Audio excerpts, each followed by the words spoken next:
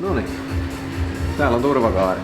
Osa ainakin huomaakin heti saman tien, että meillä on tässä vähän enemmänkin putkia kuin mitä driftingin minimi. Mutta me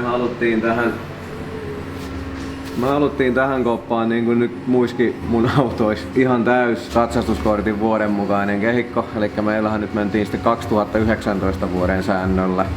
Niin, 2019 nämä on tehtykin nämä kaaret, eli Koskimaa Racingin Ähtäristä leipoi meille tämmöiset mukavat pikku turvalliset kaaret. Nämä on virallisesta materiaalista, eli siitä hydrauliikan johdinputkesta tehtyjä. Huom. Jos teette itse, niin sillä materiaalillakin on väliä, eli niin sanottua kylmävedettyä saumatonta teräsputkea, eli ei höyryputkea. Sen verran haluttiin sitä klassisesta erotusta, että menet sen kameran kanssa kauemmaksi mun naamalta, niin näyttää, että oviputket. Säännöthän määrää niin, että 2 päällekkäistä putkea, ja joista ylempi putki pitää olla lonkkalinjan yläpuolella. Tässä kohtaa se täyttyy ihan täysin. Se menee meikäläisen suurin piirtein ohutsuolen kohdalla, kun mä istun tuossa penkillä, eli se on ihan riittävän korkealla.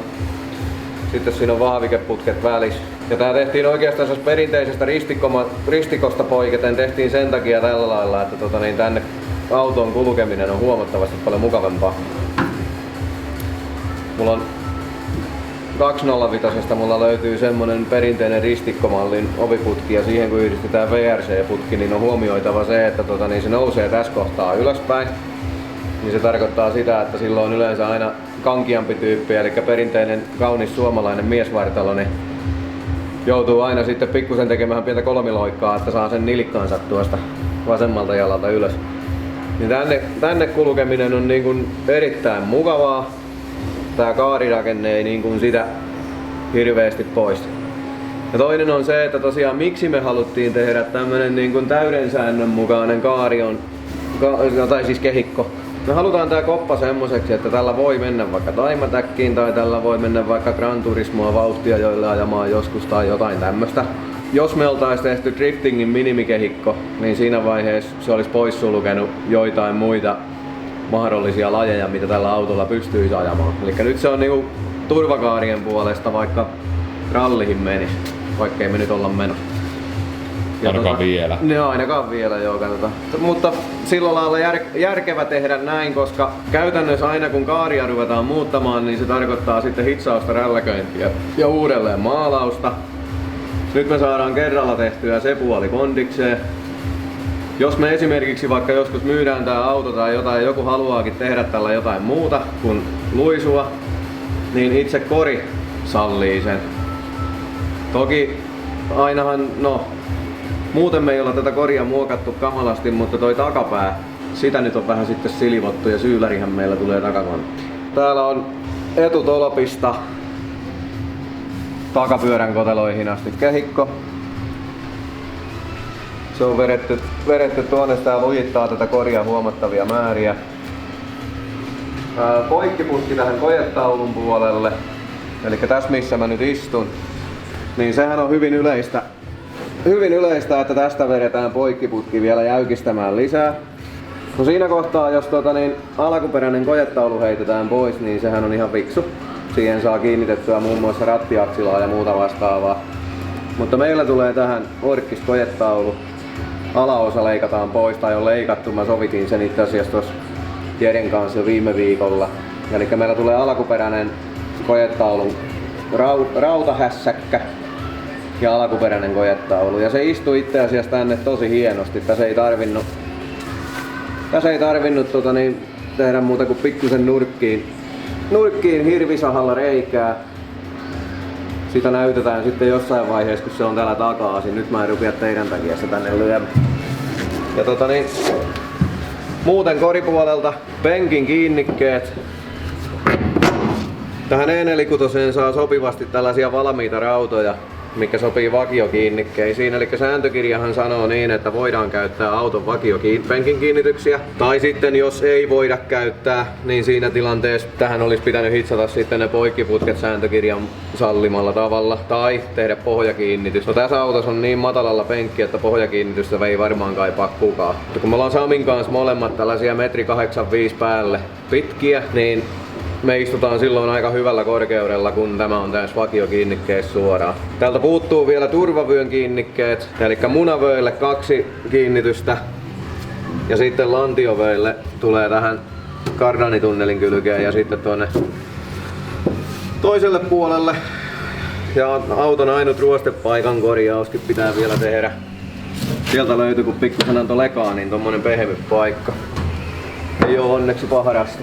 Yksi semmonen juttu tämän korin kanssa, mikä pitää huomioida, on se, että niin siinä kohtaa kun tänne ruvetaan pistämään sellaista pyörivää rengasta tonne taka-akselille, joka oikeasti tekee savua maailmaan aika paljon. Nämä takakyljet, nämä pitää olla oikeasti tiiviissä.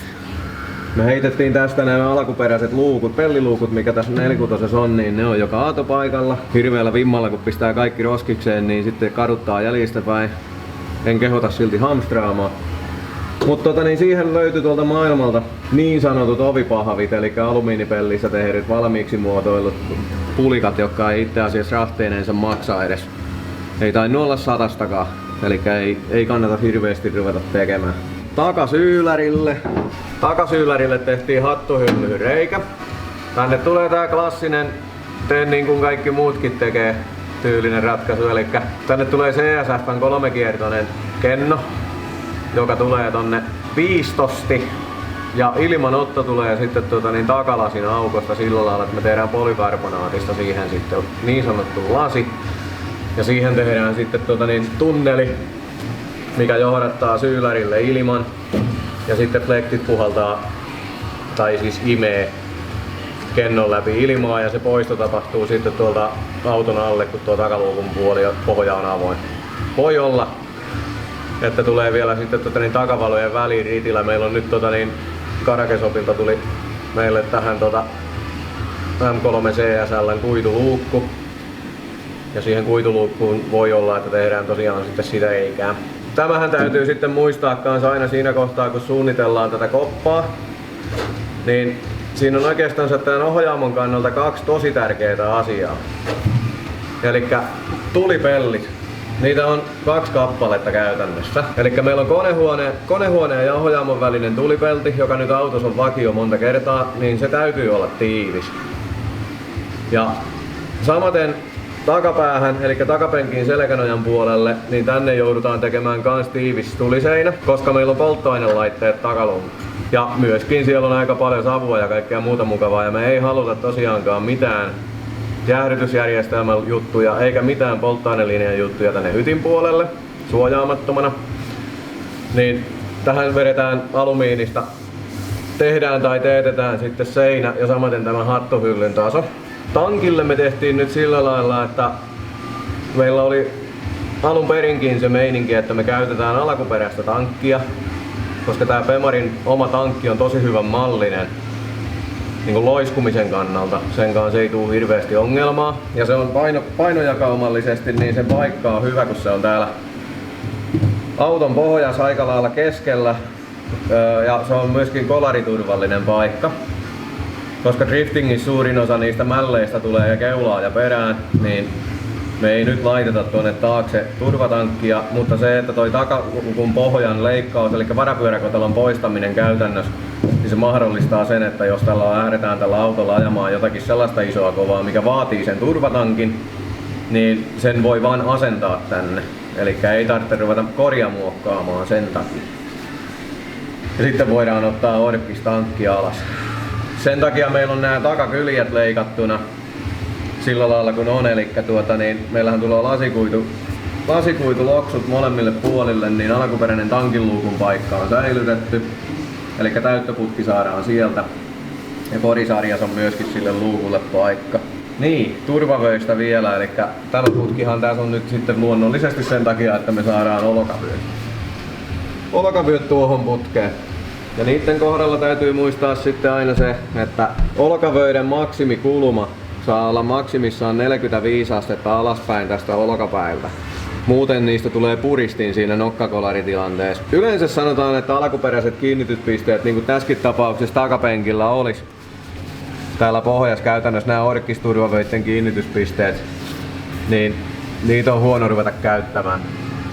Periaatteessa mahdollista, mutta ei missään nimessä suositeltavaa, vaan silloin arvioidaan kaaria tehdessä kuljettajan olkapään korkeus, eli mihinkä ne penkin reijät sijoittuu, ja siitä alapuolelle niin, että se suurin piirtein tulee vähintään 10 astetta alaspäin kulma, niin poikkiputki. Ja se pitää tehdä samasta värkistä kuin tuo turvakaari. Eli esimerkiksi tässä tapauksessa niin 38 millinen, 2,5 millin seinämällä oleva kylmävedetty saumaton teräsputki, eli hydrauliikan johdinputki esimerkiksi sillä nimellä on, niin sen myyjän pitäisi sen löytää, tai mistä nyt ikinä sitä putkia sitten kattelettakaan. Turvakehikkosääntöjen kohdallahan meillä on nyt helpotus. Lajiryhmä teki uudet säännöt 2020 vuodelle sääntökirjaa.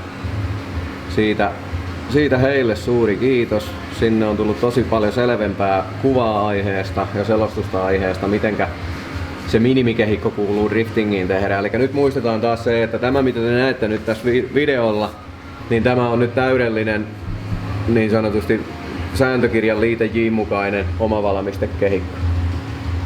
Ja tällä kokonaisuudella esimerkiksi kun tehdään, niin silloin kyllä päästään varmasti ajamaan vähän kaikenmoista.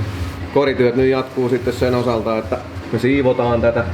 Täällä on ihan hemmetisti vielä kaikenmoista moskaa ja bituminjämiä. Me ei tosiaan korkeapaine pesty tätä koppaa niin kuin alun perin oli meininki, vaan todettiin, kun oli niinkin ruosteeton ja hieno, että mennään ihan vaan putsaamalla ja tehdään ne muutokset. Ja kyllä tästä ihan hyvä tulee, ei siinä mitään, mutta kyllä nyt täytyy sanoa, että tässä muutaman kerran kun on hitsannut ja rälläköinyt ja näitä tulipaloja sammutellut, niin on tullut mieleen, että olisiko se puhaltaminen tai korkeapainepesu nyt sitten kuitenkin ollut niin kuin mukavampi, ja olishan se.